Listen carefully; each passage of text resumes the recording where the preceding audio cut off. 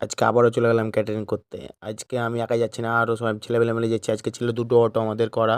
তো চলে এলাম কাজের জায়গা। এটা হচ্ছে আজকের ডেকোরেশন। এই সব ছেলেপেলে মিলে একদম অবাক হয়ে গেছে কি এত সুন্দর ডেকোর। তো আজকে ছিল এই দিদি ভাইটার বিয়ে।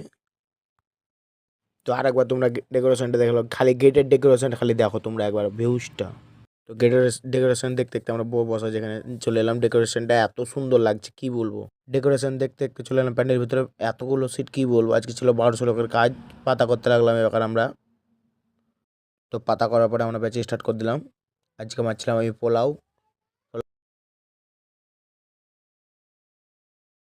তো আজকাল হচ্ছে এটা মেনু। তো ব্যাচ শেষ করার পরে আমরা নিজেরা খেতে বসে পড়লাম। তো গাইস আর মুখটা দেখো একবার। এই তো আবার মুখ লুক আছে লজ্জাতে। আমার পেছনে বসছিল রাজা এবং সন্দীপ দার পোষণদা। ওরাও খাওয়া দাওয়া করছে।